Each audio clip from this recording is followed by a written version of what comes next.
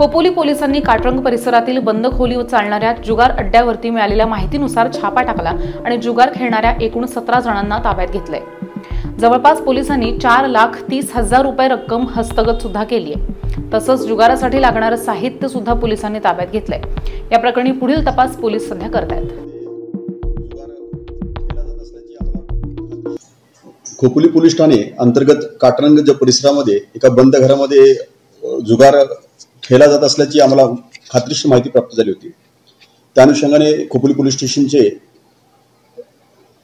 सहाय्यक पोलीस निरीक्षक मनोज ठाकरे तसेच गुन्हे प्रकरण पथकाचे पोलीस उपनिरीक्षक अभिजित वरांबळे व त्यांचे पथक तसेच खोपोली पोलीस स्टेशनचे पथक अशांनी सदर जो सदनी गाव होती बंद घर होतं त्या घरामध्ये छापा टाकलेला आहे आणि छापा टाकून तिथे जुगार खेळत असलेले जवळपास 17 लोकांना आम्ही ताब्यात घेतलेला आहे आणि त्यांच्याकडे जुगाराच्या जी रक्कम आहे जवळपास 4,30,000 रुपये रक्कम आम्ही हस्तगत केलेली आहे आणि जुगारासाठी जे लागणारे जे साहित्य आहेत ते साहित्य आम्ही ताब्यात घेतलेले आहे। सदर जे 17 आरोपी आहेत ते आता पोलिसांच्या ताब्यात असून त्यांच्या विरुद्ध आता आम्ही कायदेशीर कारवाई करतो।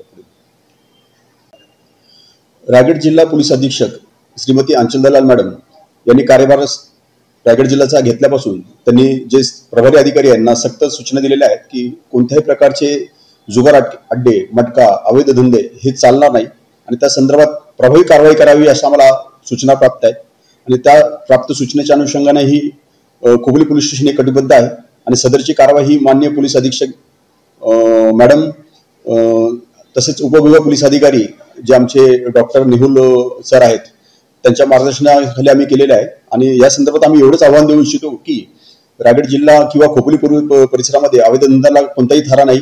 अजूनही त्यांनी समोरून जावं, जर त्यांनी कोणत्याही कारवाई करू नये, अवैध धंद्यासंदर्भात कोणती कारवाई करू नये। जर कोणी हिंमत केली तर त्यांच्यावरती आम्ही कडक कायदेशीर कारवाई करू आणि त्या संदर्भात जे काही कठोर पावलं उचलता येईल ते सगळं आम्ही उचलणार आहोत।